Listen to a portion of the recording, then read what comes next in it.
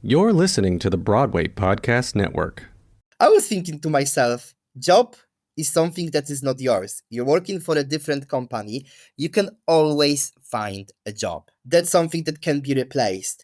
If somebody offers you chance, like to be on the Great British Bake Off, you should be taking it. You should really consider everything you're doing. You should be taking it.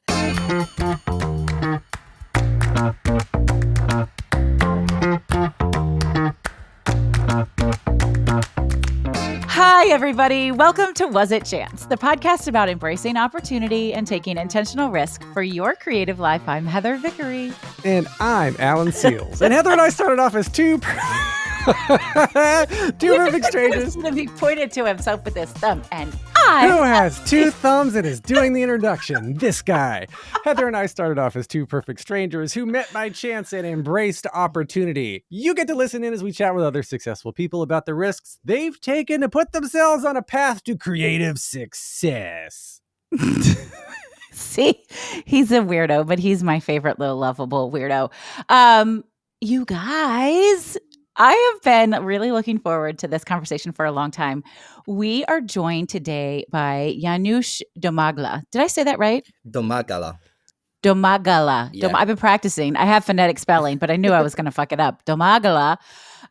Listen, you guys might know him, like I do, from his charming, vibrant creative bakes. I can't talk today, on the Great British Baking Show. I mean, every talented non-baker in the world watches this show, right? Like, we watch it and then we critique, like we really know if that's good pas de choux or not. I have no idea. He is also in the current season of Crime Scene Kitchen, which is another show that I love. Janusz is known for his cartoon-like, colorful camp creations, and he blends this beautiful combination of Polish flavors with British classics. But there's a lot more to Janusz than that, and we are gonna get to hear all about it. Welcome to the show. Hi, thank you for having me, and I'm super excited to talk about my life. In nutshell. Yeah, thank you. I know. Wait, who came up with cartoon colorful camp creations? Because I'm going to start using that as a vocal warm-up. That's pretty intense. That's not something I would say, because I would struggle to say it without taking a breath in the middle and rethinking about my life choices. But you have to describe yourself. When you go and then thinking about but my when you life go in on choices. Bake Off, they ask you to describe your sort of baking style. And I was like, well, I'm not going to put that it's silly and simple. So I was like, let's go with this. I love that. Cartoon colorful camp creations. That's hard. That's So hard. Anyway. Came about when the producers of Bake Off were asking you to describe yourself. Well, yeah, because you have to write your own bio, sort of, with their approval. And I always use plenty of food coloring, like in a decoration and everything, because I think you eat with your eyes. So, yes. And as well, my partner's family is absolutely huge. And like every other week, there will be a birthday party. There's plenty of kids. So I would always make their birthday cakes. So that's why, I've got a little laboratory in my kitchen with all the food coloring, so I can mix them and match them and make different colors. And I was like, well, yeah, this is my trademark. I'm just going to use it now.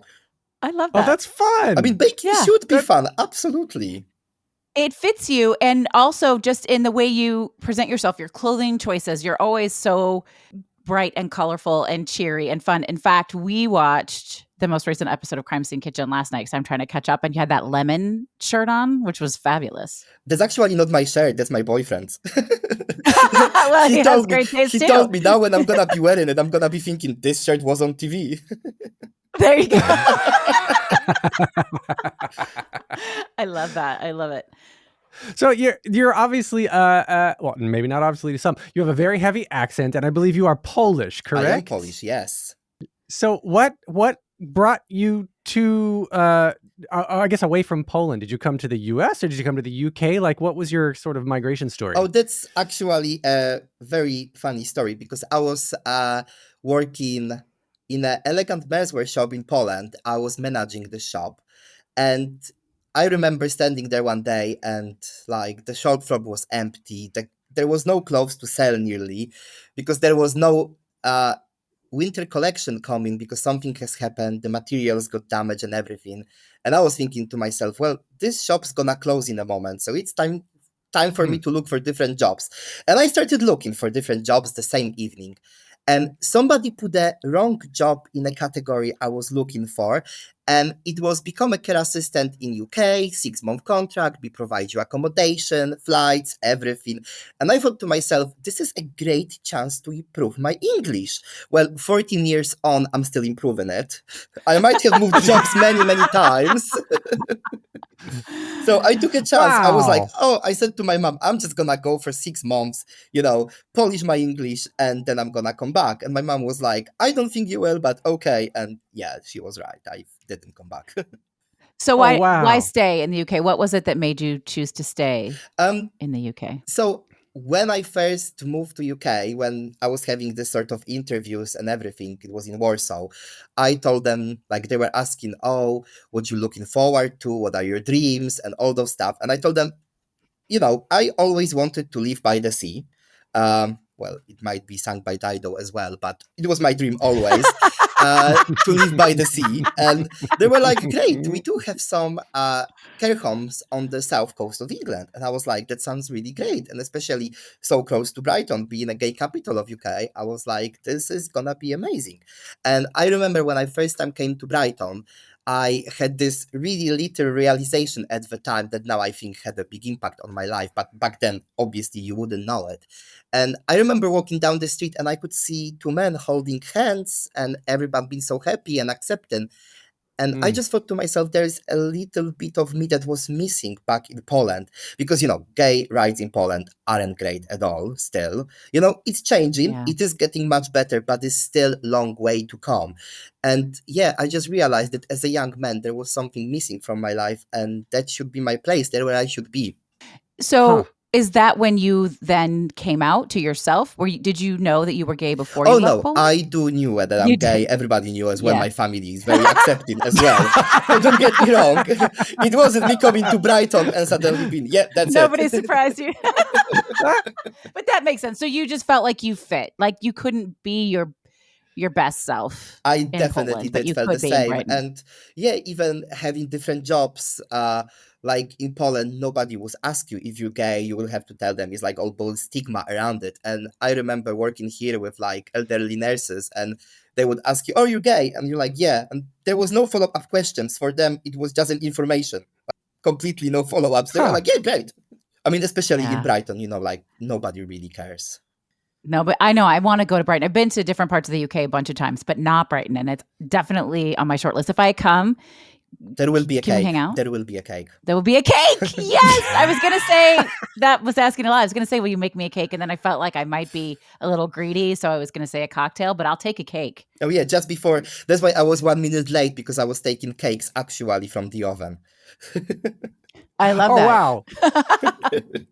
What's currently in the, or what was in the oven? What are you making? So I was making for chocolate cakes because it's Halloween weekend. So my partner's mom asked me, can I make a Halloween cake? And I was like, yeah, sure. No problem. I want pictures. I want to see that Halloween cake. It will be on my Instagram. It will be on my Instagram. I love that. I love it. Okay. So what is your relationship with baking? Like you were working in a shop, you moved to the UK. When did you discover baking and was that chance? Like how did that show up for you? So baking came naturally to me because like when I was young, my mom used to bake and like Saturday morning, it was her day to bake.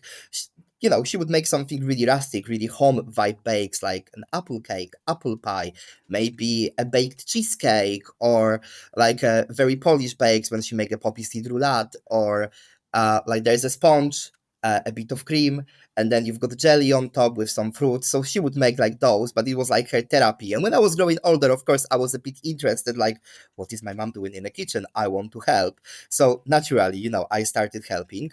And we sort of kept this tradition going. We baked every Saturday. Then when I moved out to university with my best friend Kasia, we sort of carried over with this tradition, baking every Saturday. Sometimes we really had to make ourselves to do it because we would be really hangover. But you know what? There's nothing better for hangover cure as a homemade cheesecake. I'm not gonna lie. It's absolutely great. Put just plenty of butter in it and it's gonna sort you right out. And When did you realize you were good at it though? Because I see shows that like nailed it, right? Where they're purposely looking for people who think they're good and obviously are not. But like the shows that you've been on require actual talent. I never knew I was because it's like baking. You just bake at home, bake for people. You just never realize that you can do something with it because, I never baked commercially. It was just for friends, for family. Like if I was invited for a birthday party, it would be me who makes a cake. Instead of them buying a cake, I would make a cake. So I didn't have to buy a gift, which is great. Problem sorted. And yeah, I was just thinking, baking is such a great thing. I really love it. And when I was watching Bake Off with my boyfriend, I always remember telling him I would never do this show. This is impossible. Nobody makes those massive cakes in 4 hours. This is a lie. Like, this is impossible. This is impossible because when I make a cake, like today, I make the sponges. I'm gonna wrap them nicely in a cling film, put them in a fridge, and tomorrow morning I'm gonna fill them in, stack them together, put them again in a fridge to come back in the evening, ice them, put them in the fridge again and decorate them. But it's like a 2-day process nearly. We're talking day and a half process to make one big cake. And suddenly you've got 4 hours. So you need to really cut corners, think on how to make things quicker. And I was like, no, that's definitely impossible. But then my boyfriend was like, I think it is possible.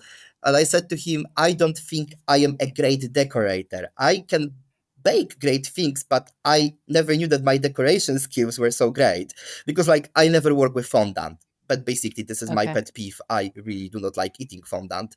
So I don't either. So that's why I'm a bit peel it off. Why would I put it on a cake if I do not want to eat it? When you can make a really nice milky buttercreams that you actually want to eat. And so I was thinking, there are some things I haven't done before. So if there was a cake covered with fondant, I will have to learn from zero. And I would never apply for this show. But then my boyfriend just applied for me without me knowing.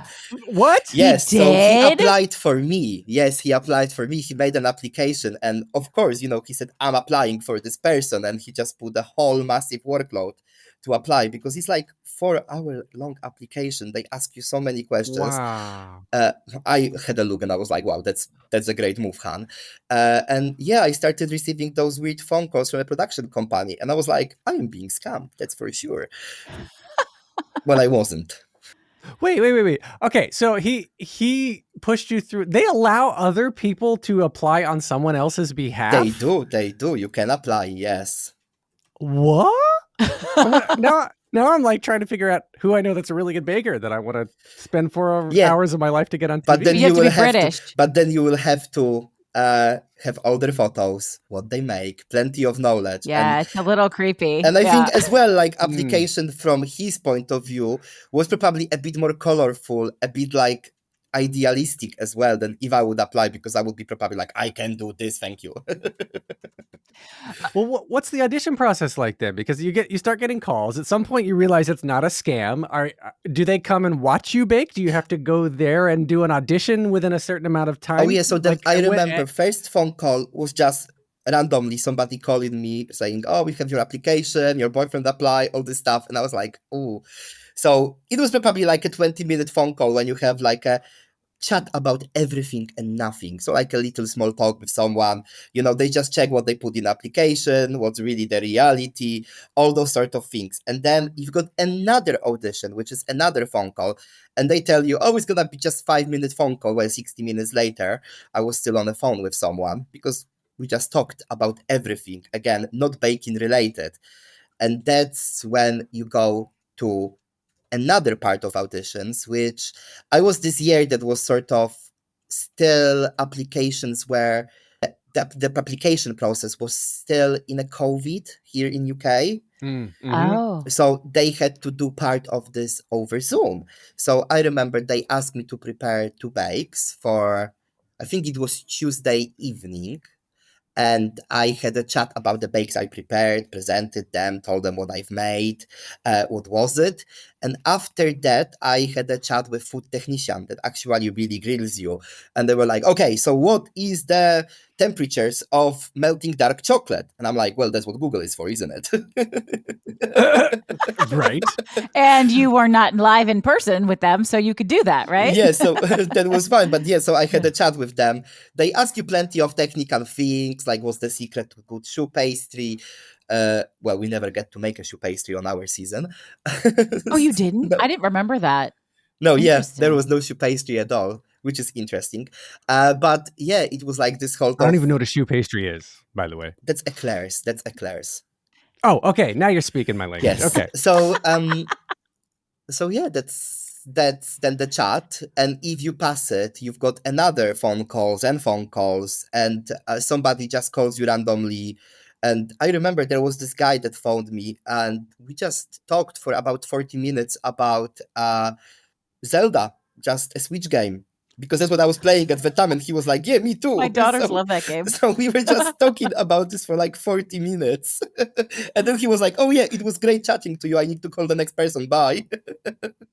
Oh, that's Wow. so funny. And then That's interesting. And then of course you have to go, because then sort of by the end of this process, COVID restrictions have lifted in UK. So there were still some, but not as many. So it was like this weird situation where you actually could do stuff. So they've held auditions in London, and I had to go and sort of bake in London. Yeah. We're going to take a quick break. Stay tuned for more of the episode. And now we're back.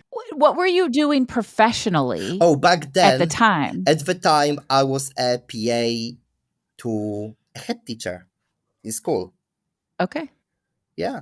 All right. So I had, and they were like, "Yeah, Janusz, you got to go and be on Bake Off." Yeah, yes, and you can have the time off. And it was really funny because, like, you know, we done all these auditions. You never know if you're gonna get through, because the chances are so small that you're gonna get through.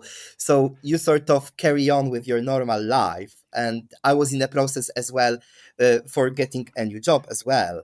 So I remember that was on Friday, I got the final interview, got the job. On Monday, I got the notice to a head teacher saying, well, I will be leaving. I'm really sad. That's my 6 weeks notice. Goodbye. And she was really sad as well, because she was really lovely. I really liked her. She really liked me as well. We were working together really well. And on Tuesday, Bake Off called me saying, actually, you're in. So then I had to call my new employer and be like, I don't think I will be starting next month.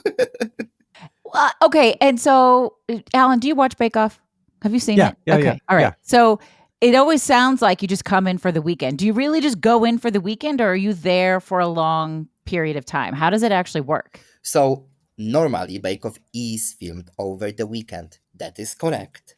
But because we were the COVID year, that's a bit different. So remember, there was a couple of years ago, they done this in a bubble where people have to come, isolate for 2 weeks, then prepare for 4 weeks, and then film.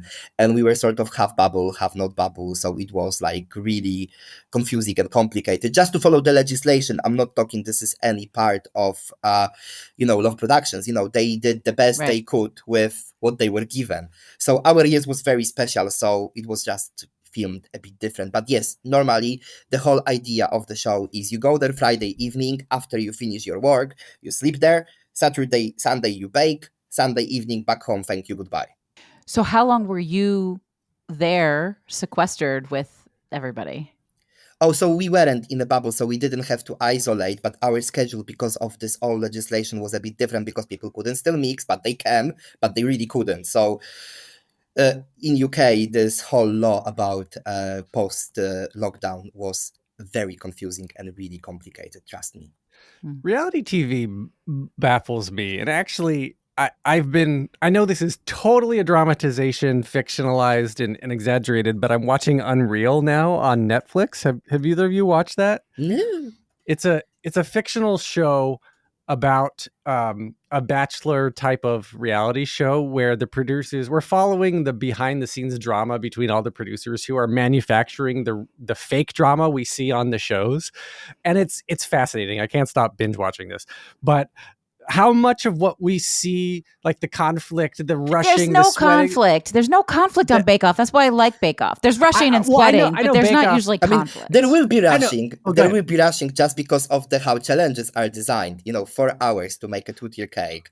If somebody wants to try that at home, good luck to them. First time you're really gonna fail, or you're gonna trash your kitchen to the point that you're gonna be cleaning next 6 hours. Yeah, so I think the Bake Off drama is just the shortage of time. So if something goes wrong, you just need to carry on. And if you have to miss an element of your bake, just miss it. Just move forward. Because if you're gonna stay on an element that is not working, you're gonna run out of time. And we sometimes see it when people do not move and they try to make something work that doesn't work. You just need to move on, do everything else, and then come back, because you're gonna have this time to rethink. Of course, now I'm talking because I've done it. But but beforehand, it's not as easy. Yeah. So if everything works perfectly, you're fine. If one thing goes wrong, well, you're cutting it really short. So that's where the drama comes from. Of course, like I understand that reality TV, there is a story producer and they sort of give you the drama, but you cannot really make up drama on Bake Off because it's a single person baking on a single bench. So what you actually see is actually what happened. Well, that's why I was curious about how much, I guess they kind of give you to feed you if there's conflict or drama or not, feed you metaphorically, not literally. Because you were talking with that producer, I guess it was a field producer, somebody who was, you talked for 40 minutes about Zelda because they wanted to make sure that you could carry on a conversation and would be entertaining on camera. They're not going to have someone just to sit there, maybe the greatest baker in the world, but if they're not entertaining to watch, a lesser baker is still going to get chosen. Oh no, it's definitely 50% of your personality and 50% is your baking. Well, that is for sure, because you can have the best baker on TV and there will be unwatchable. That's unfortunate truth. Yeah. And every year, you've got such a mixture of personalities and you can sort of see them as 12 totally random people, but sort of they make a group of 12 that's really nice. So I think the casting is as well something that is really interesting, how they do it. It's talent. I think it's a real talent to be able to put the right groups of people together. Have you stayed in touch with anybody from the show?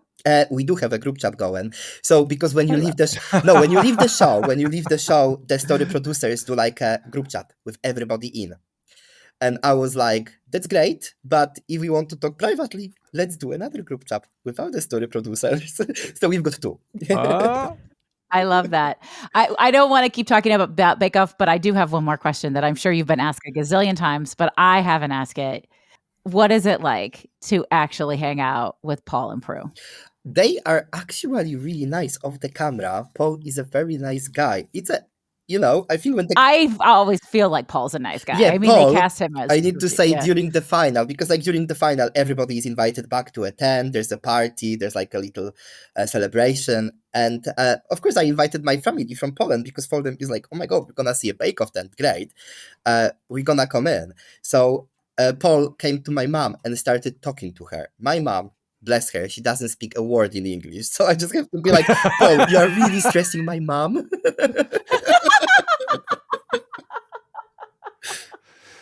I love that. Just communicate with food. Just hand her a custard tart, and that's greetings. That's hello. I love that. I'm glad to know. I thought, but it's nice to know people that you feel like you have like a kindness connection with are actually nice people. Of course, when it comes to judging, they know their stuff, so they can pinpoint any flaw in it. Even if you think something is perfect, they know much more than I do, so they can pinpoint any little problem. Absolutely.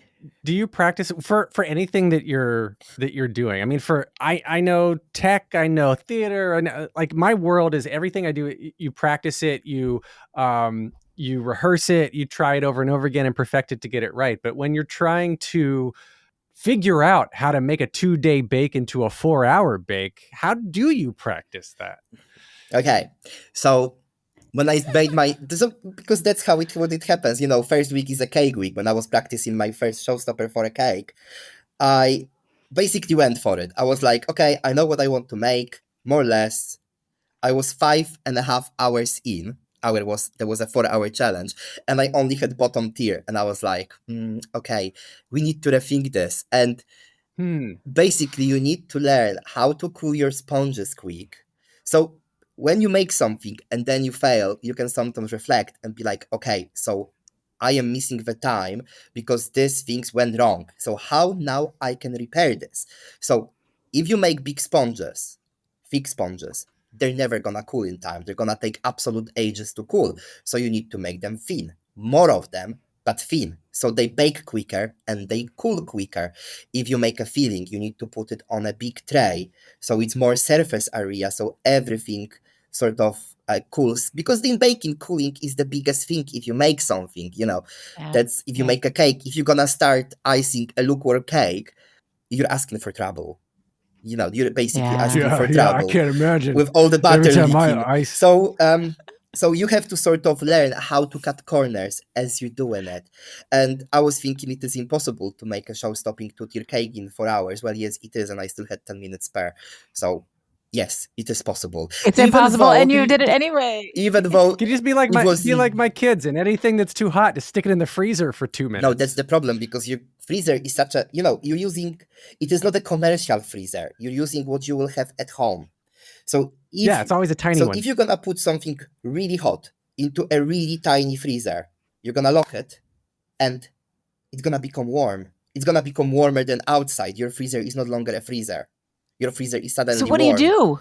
How did you cool them down? So what you do? I had 15 minutes or 10 minutes in a tray. Remove them from the tray for 10 minutes, then fridge for 5, and then freezer. So you're not putting something really warm, and they are really cold, easy to work with.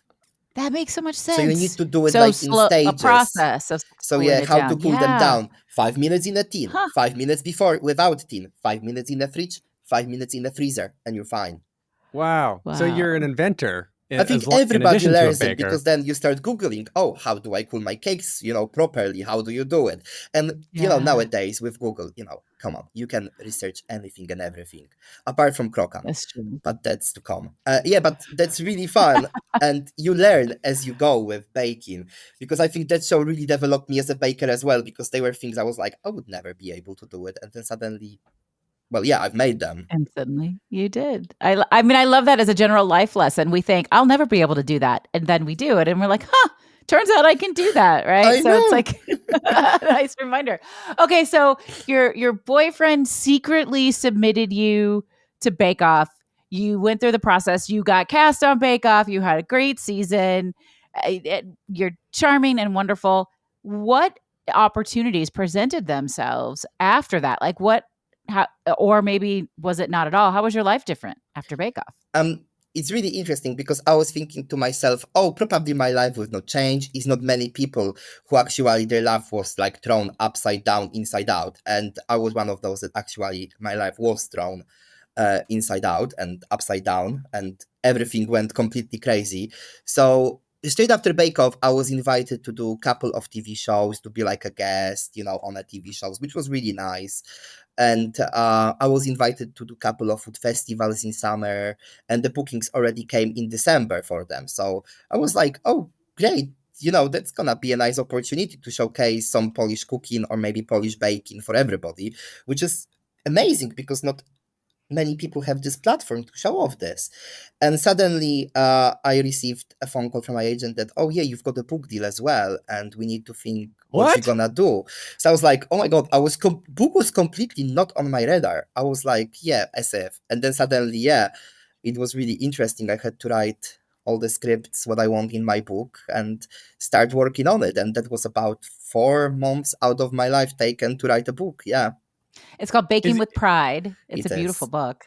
Yeah. Yes. So the writing process, I'll ask on behalf of Heather, because Heather already wrote a book and is in the process of writing another one, and wants to know what your process is to set aside time to write the book. And from what I've learned through Heather and our guests is that 4 months is hella quick to write a book. Oh, you tell me about this. You tell me, especially if you want to get 100 recipes done, you need to nail a recipe a day. And they were cakes I was making 5 times. And like, I remember there was a Raffaello cake. I've made it first time.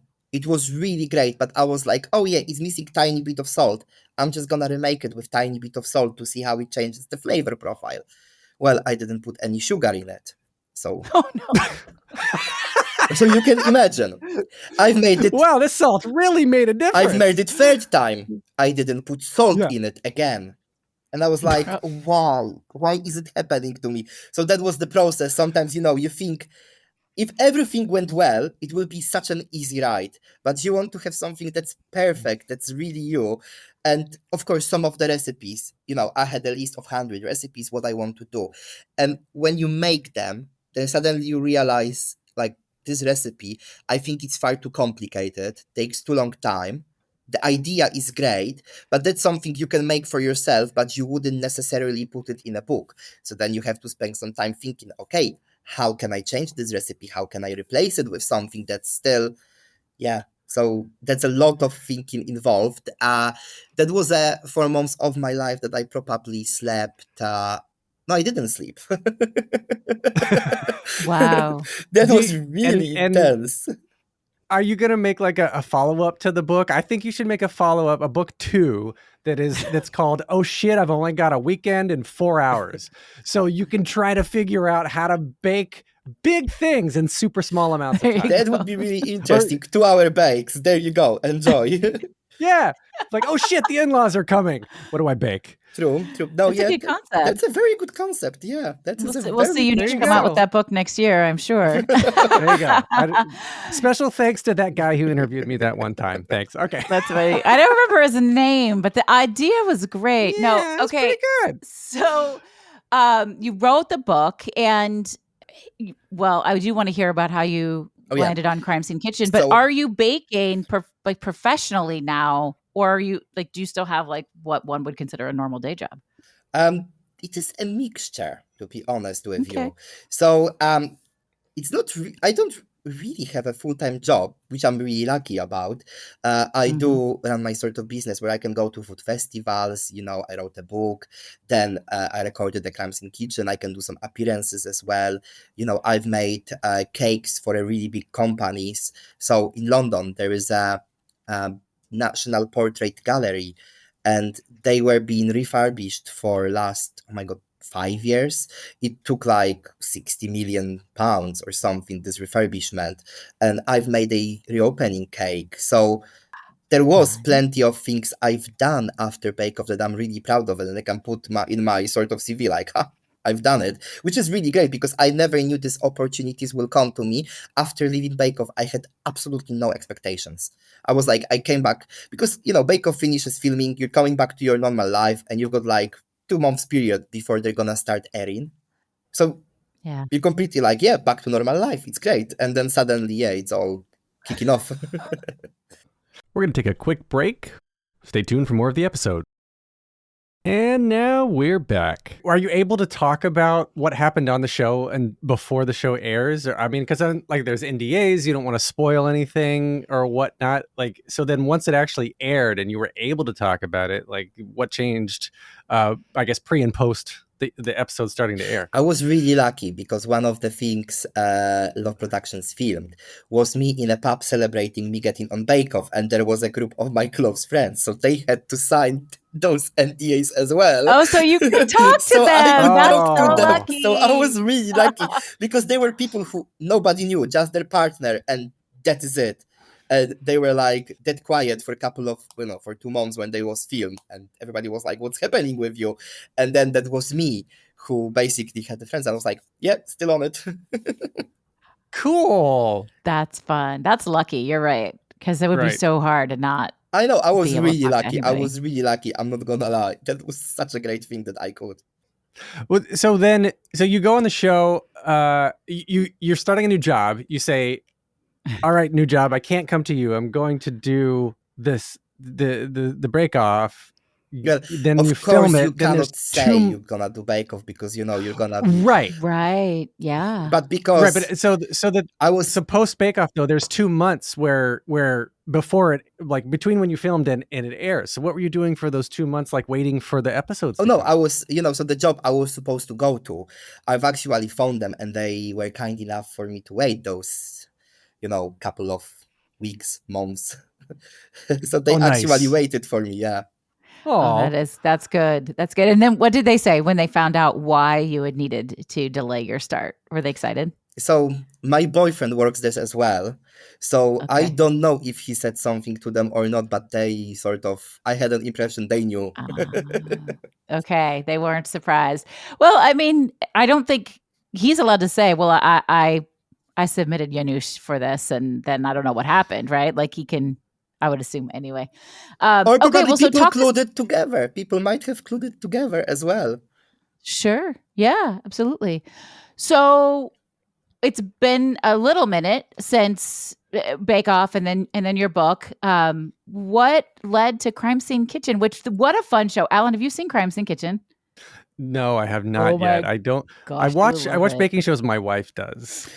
I'm an ordering kind of guy. Don't tell anybody. So the concept of Crime Scene Kitchen is that there is a kitchen, quote unquote, crime scene that gives you clues as to what was baked there, and then the teams have to make what they think was made. It's really fun. Now I gotta It's go watch gotta this. be This so sounds hard. awesome. I can't imagine.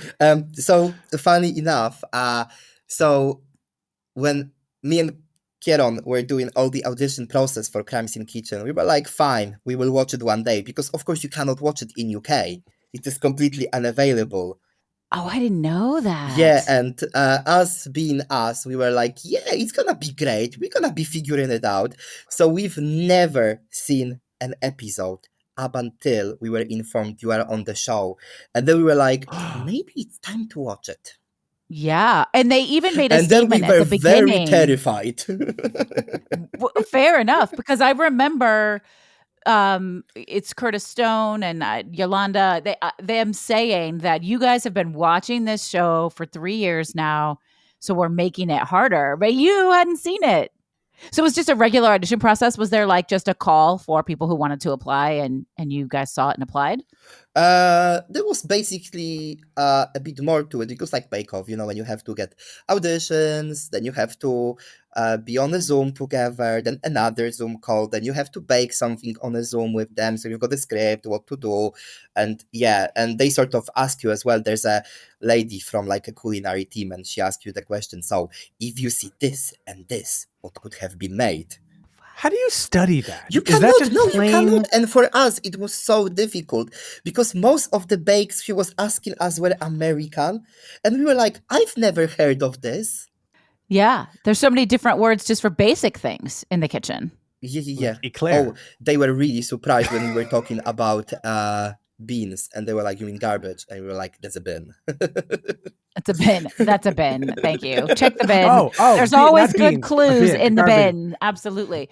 Garbage beans. What is it like being in the crime scene kitchen? Like in the kitchen? Like where is that just insane? I can't imagine. I mean, ooh. I need to say detective skills are not my strong suit. And me and Kieron would spend like 40 minutes or 45 minutes discussing what we've seen, what could have been made, what could not have been made, but maybe was made. And we were always the last team to start baking. Like, very last team to start baking. Like, people would be like half an hour in their bake, and we will be still discussing what we're making. Wow. But because Kieron was on a baking show as well, and I was on a baking show as well, we had this benefit that we knew then how to turn around things quicker, probably. So, it all works out well in the end. But yeah, we had this knowledge behind us, even though they were some American bakes that we were like, we're gonna struggle. I bought some books and I was reading them. And of course, if you never made it, you're not gonna remember. That's an unfortunate thing. If you made something, you're like, yeah, I know what is made because I've made it before. If you haven't made it, you are completely without your chances. So the more you bake, the more you know. Unfortunately, this is an American show, so some of the bakes were very American that we never heard of. Italian cream cake, never heard of. Was in the book I was reading, though. I want to eat an Italian cream cake right now. Actually, I want to eat that pesto bread. Oh, that was really nice. That were actually really cool thing. It was really beautiful. It was really Again, beautiful. we clicked because I've made something like this before. And I knew of this. So it was sort of easy to guess because that comes with the knowledge because you've baked something really similar. Teams who haven't baked it didn't have any clue that this can be done.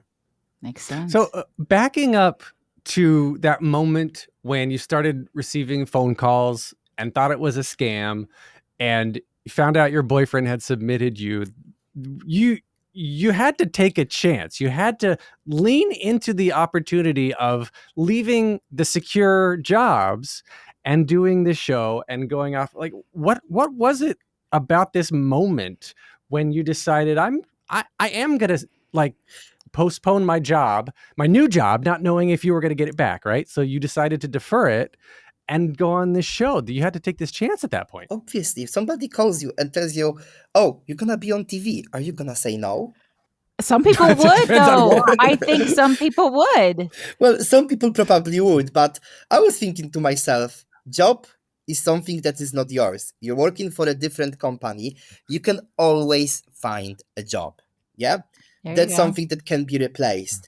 If somebody offers you chance, like to be on the Great British Bake Off, you should be taking it. You should really consider everything you're doing. You should be taking it.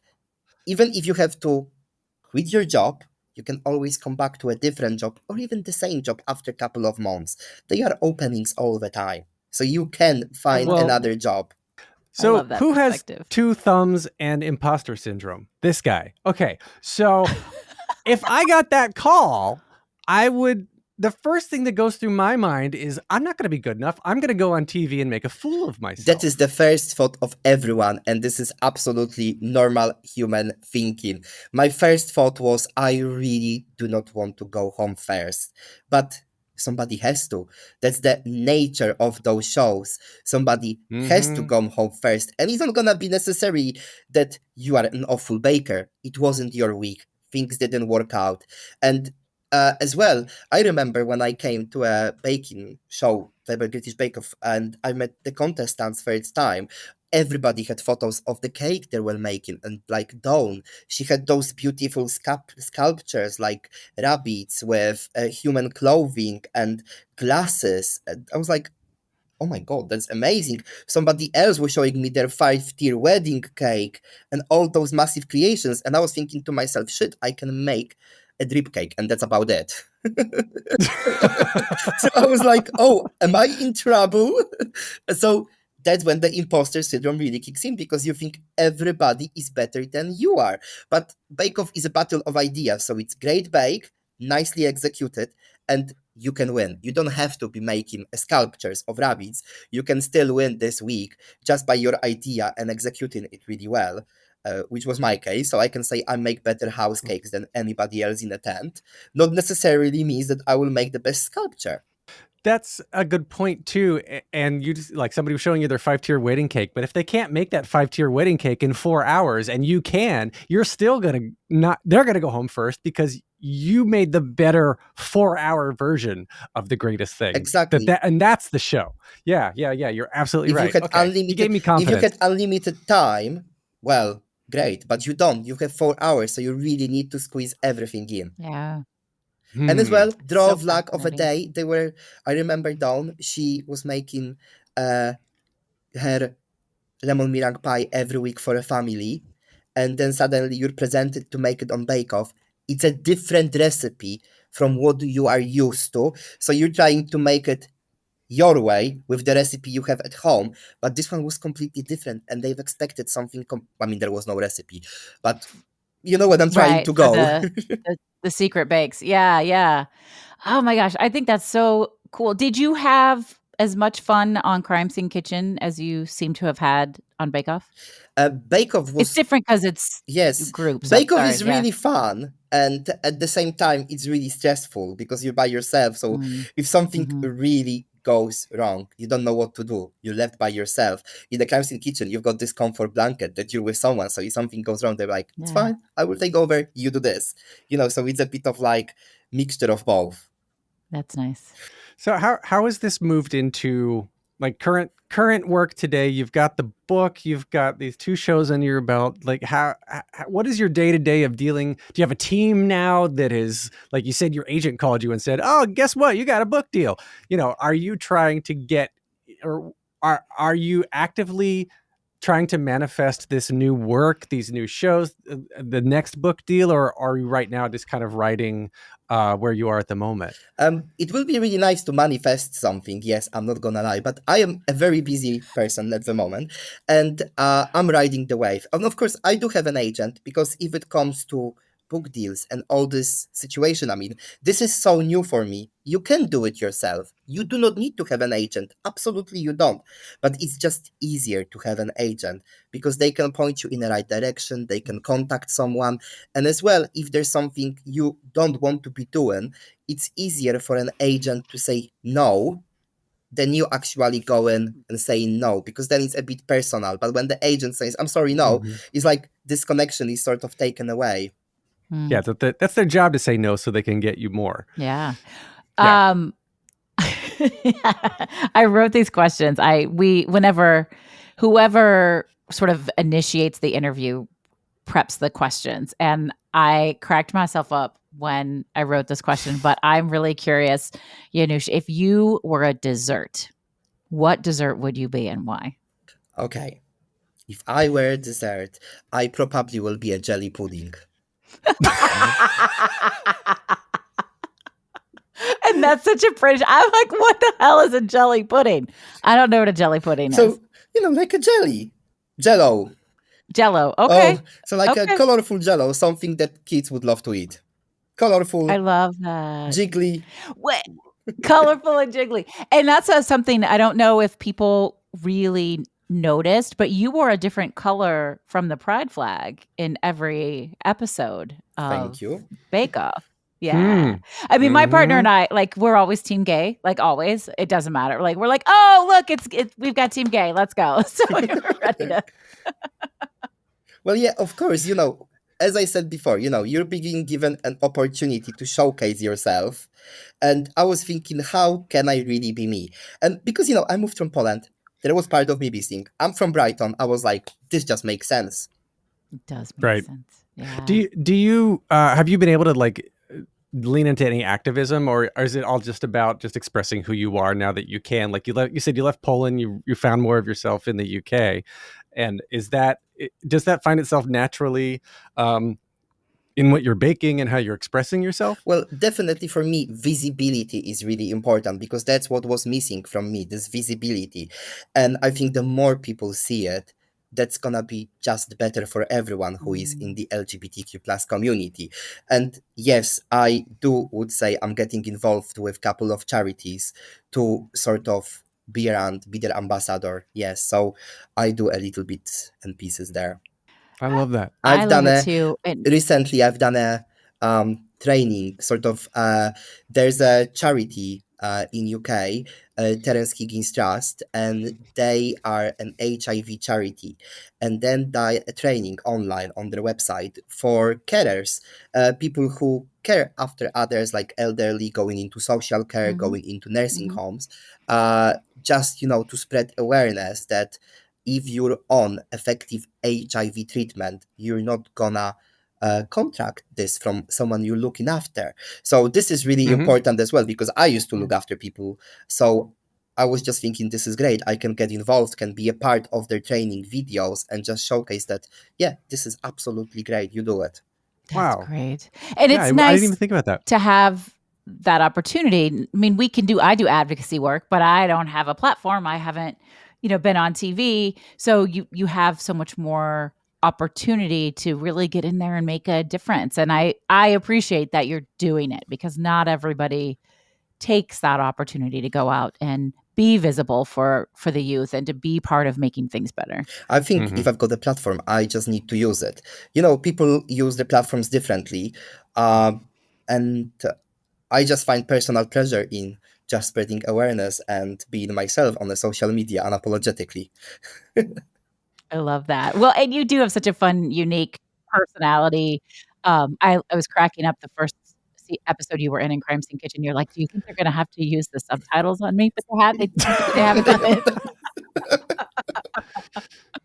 No, you're just fine. Are the people, your family and your friends back in Poland, do they get to see everything too? Or is it like, does the show air there for them? So the British Bake Off, I sort of bought a VPN and logged to my account. Gotcha.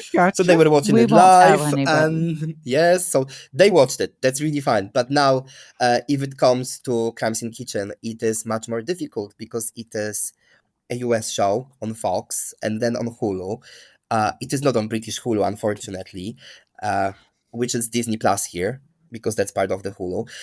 Oh, that's interesting. That's really bizarre. So it is really much more difficult to watch it. But Fox sent us a link with the You episode. can watch it on their website. That's valid only for like couple of hours after they send it. So yes, you can watch it. Well, let me tell That's you, this cool. is weird how I know that. So we went to watch the most recent episode last night, and first there's some glitch. So we are watching it on Hulu. There was some glitch. It had your episode, the title, like all of that. And so it's out. We know they won the safety bag. It's very exciting.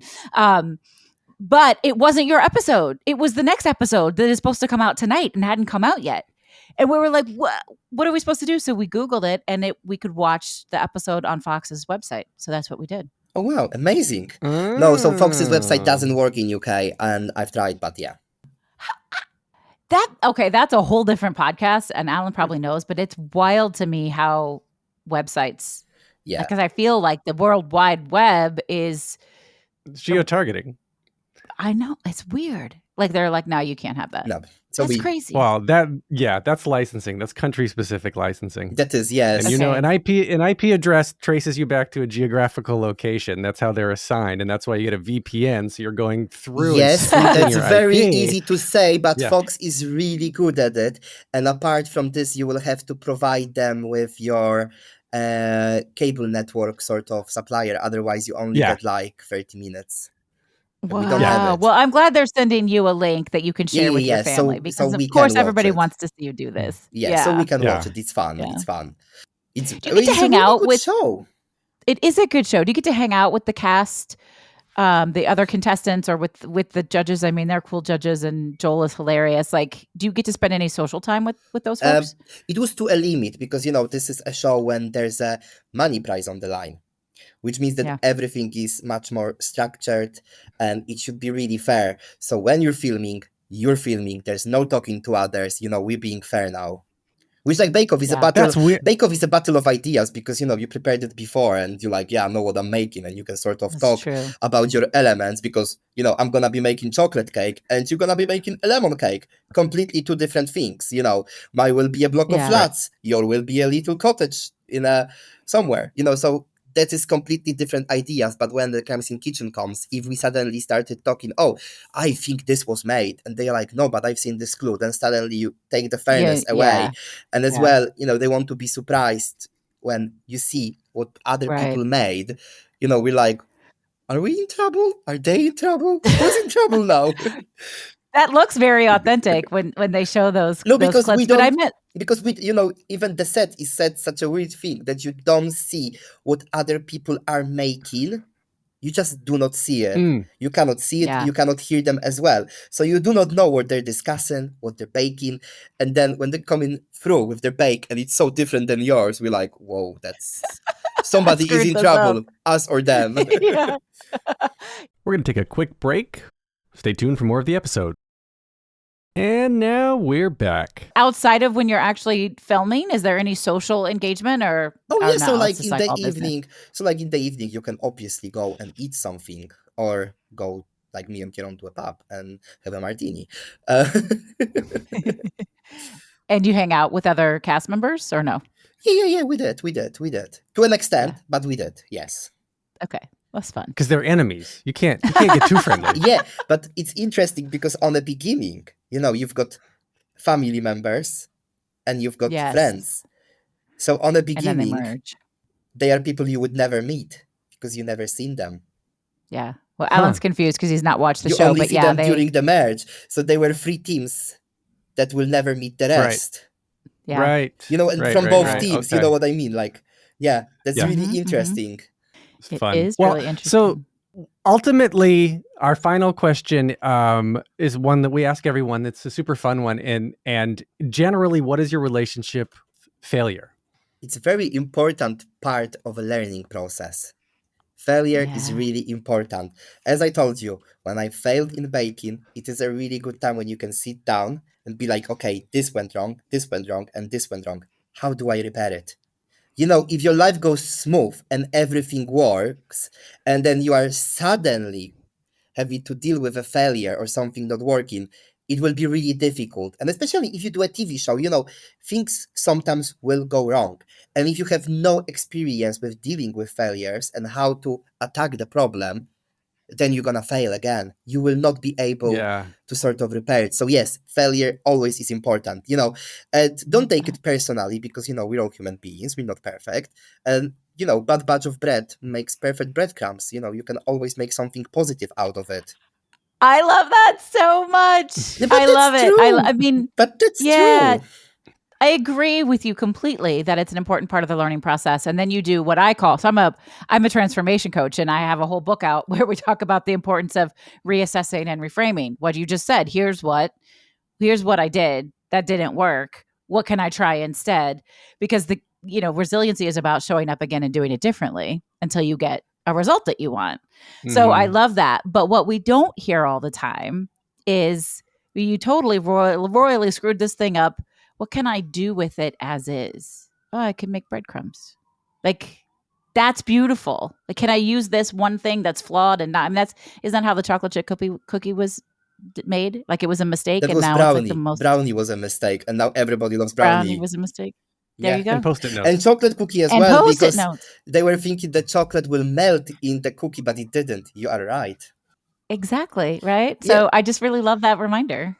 Yeah, but that's what mistakes are for, you know. We are human beings. And as well, people take mistakes really personally when they did something wrong and they don't want to acknowledge it, or like, you know, just say, okay, that was my mistake, happened. You know, we're all human beings. Yeah. You didn't do it on Yeah. purpose, did you? No, nobody wants to fail on purpose. Well, No, nobody does. Although, but you have to be purposefully willing to fail in order to try. And especially to be as brave as you've been and put yourself out here on these shows and do all of that. and especially, you know, I need to say that I've done those shows as a home baker. Of course, Crimes in Kitchen much easier. I went with a professional pastry chef. Come on. How great is that? Helpful. I Yeah. know, right? So, Janusz, what is next for you that you can share with us? What's coming up? Well, that's a very interesting question, but I will be trying to find an agent in USA so they can sort of Yay! open a market in USA for me. Because that's because exciting. that is a very interesting thing. Like after Bake Off, you're just thinking, oh, nothing will happen, and then suddenly things are happening, and you just know absolutely nothing about this world. Like even starting with a very simple thing, somebody asks you, how much would you charge for the recipe in an article? Well, I don't know. I've never done it before, so it's like asking a question that you would not even know to answer, and all of those things as well. How do you get connections? How do you do this stuff? So it's nice to have someone to navigate you. And my agent is really great, but she's British, she works in UK, fantastic lady. But maybe it's time for me to get somebody in USA. Again, you know, it needs to be taking a risk because you cannot have two agents, you can only have one. Oh, you can't have one per country? Yeah, But I would yeah. have thought you could have one per country. Maybe I will have to do the research then. I think so. No, it's fine. I But guess it that's what I depends on mean. the Like agent. now it's time to get somebody maybe in LA or in New York who can open some opportunities somewhere else for me. Yeah. That's I think fun. you can have multiple per world. I mean, if you lived on multiple worlds, that'd get weird. But yeah, multiple worlds. Or a single I think world? Yeah, you Alan can have maybe multiple needs agents. some cake, some lunch. I don't know. I need some cake. I need something. I take my one a day. My men's one a day. But that's what I mean. That cool. is something Well, that it needs to be considered again, because you know now the show is being aired in USA, is not being aired here. I can see there's an interest in me, just over the ocean. Yeah. So why not to try? I love that. Why not to try? I like that a lot. Why not to try? Why not to try? Okay, how There is can we nothing to connect lose. with There is nothing to lose. No, There is nothing to there's lose. nothing. You know, and Yeah. if you do not ask, you do not get. That's the other thing. Sometimes you need to put your foot first, and then things will happen. Yeah, that's one of the hardest bits of advice I think for people to just take is just ask, because if they say no, you're no worse off than you already were. Yeah. And if you don't try at all, you never know. So you're always going to wonder. So I agree with you. You just ask, because sometimes people will see something and they might say no or no but or yes and help you go down a path you didn't even know existed. Absolutely, I agree with you. And well, yeah. So probably that will be me next week looking for something. I love it. Well, keep us posted on it because I think it's cool, and we want to be big supporters and fans all over the place, but especially here in the U.S. So how can folks follow you, stay in touch with you, see all of your beautiful home bakes, get your book, and know when you have stuff going on here in the States? So definitely, if you could give me a follow on my Instagram, Janusz Bakes, that would be great. And that's actually where I post everything, what I'm doing, all the little stories from a day. Yeah, but I'm trying to be active on social media, but it is like a job within itself. Oh, let me tell you. Yes, it is. I was so surprised. I was thinking social media is like, oh yeah, I'm gonna post this photo, fine. And then suddenly you start making reels, making the videos, then you need to like put them together. It takes absolute ages. I was so surprised. It's a lot of work. It's why we don't promote this show any more than we already do, because we promote it. I promise. But yeah, it's a full-time job. That's why it is a full-time job. Well, for yeah, lots of people. Instagram can be a full-time job, which was a surprise to me as well. I figured, be a creator off that and earn from it. Oh, that's a whole different world. I can't do that. That's a young person's game. Yeah, no, it's really stressful. Well, Janusz, this has been so great. I'm so thrilled and honored that you chose to spend an hour with us. Thank you. Thank you so much for having me. It was a real pleasure. It was so lovely to meet you, and I'm gonna go watch some kitchen crime scene. You're gonna like it. You're gonna like Crime Scene Kitchen for sure. Crime Scene Kitchen. Kitchen. It's such a great concept. Why is it not be like done in every country? It should be like The Traitors, done everywhere. It should be, because it's a really fun one. It's oh my really god, that would be a next show for me. I would love to do Traitors USA. My partner loves that show. Have you seen The Traitors, Alan? Yeah. I love The Traitors. Love it. Yeah. Okay, well, maybe we'll get you on. Tell your agent that's what you want next. I think you should do it. True. Yeah, I love it. All right. Thank you so much. Thank you. What a fun guy he is. When I think of bakers, his personality fits what I think a baker's personality should be. Oh, interesting. Like happy, enjoys trying, enjoys experimenting, just like, let's pinch of salt this, let's sugar snap that there, and I invented something new. How does this combine with this? And I'm gonna add some flair and some color to it all, and poof, I'm on TV. Like that's just this. That's Janusz is like he seems like the coolest guy just to hang out with. Yeah, absolutely. We should go to Brighton, get that cake, and hang out with him. I definitely think that should be on our. Can we do a tour? A Was It Chance tour to the UK? Yeah, let's chance it over to the UK. Let's see how we can manifest that. We're putting it out into the universe right now, everybody. Yeah, no, I love his. So it's interesting because they always say cooking is an experiment and baking is a science, and because it's really important to follow recipes exact when you're baking. But I appreciate his perspective that you can play with it. You can try new things. I mean, the whole, I could visually see this concept of, well, it takes 2 days to make a 4-layer cake. Right. So how am I going to do this in 4 hours? Because you can't do it the way you normally do it. So you have to create change. You have to be open to trying new things and screwing it up. And I want us all to sort of roll around in how that can show up for us in our regular lives, which has usually nothing to do with baking. Like roll around in that and how that shows up. I'm just processing that metaphor. Yeah. Like really be in that thought as you move through your day Okay. Wrap it around you like a burrito. Pun Wrap intended. it around you like a burrito. Wow. Food pun. Food. Burrito? It's like you I don't know. bake a burrito. Okay. Not my best pun. But it's just a fun idea to go, all right, so normally this would take me a week or 2 weeks or 2 months. How can I, it actually reminds me, this is random, but when I was first starting to coach, I was working with a coach and he said to me, how long do you think it'll take you to get your first client? And I said, I don't know, maybe 3 months. And he said, what if I told you I want you to have one in a week? And I was like, what? And he said, there's a lot of ways to get a client, Heather. Find one. And I did. And it was a guinea pig client. I went to somebody that I knew that I said, I need to practice. I need to be doing this. And you need the help. And she was like, yeah, let's go. Yeah, I need help. But do you know what I mean? Like you have to find a way to reinvent the thing that you want to create. I just love how he leaned into this thing that he never thought he would make a career out of. He was going to be a teacher. Yeah. And he was a teacher. Well, he was a personal assistant to a teacher, to the headmaster. Right. Okay.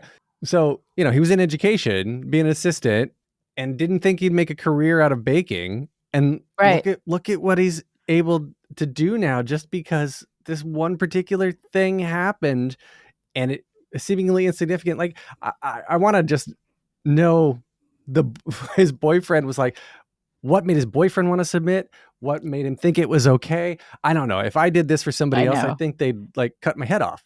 Yeah, your wife would kill you. Yep. Yeah, like, I'm not going on TV. Don't sign my shit up without my consent. Yeah, but I guess you have to know your people, right? You have to know your people. He could have said no. It was fun. It was a really fun conversation, and I so appreciate the advocacy work he's doing because representation. I mean, we just had Caitlin Johnstone on, and she talks about being seen. Yeah, having somebody who is like you as a representation that's in front of you. And Janusz is like living that out loud. And I'm really grateful for folks like that out in the world. That's cool. Very cool. Yeah. So speaking of connecting with people, how can people connect with us? Oh, and we really want you to. We are on Instagram and Threads at Was It Chance. We are newly on TikTok, Was It Chance Pod.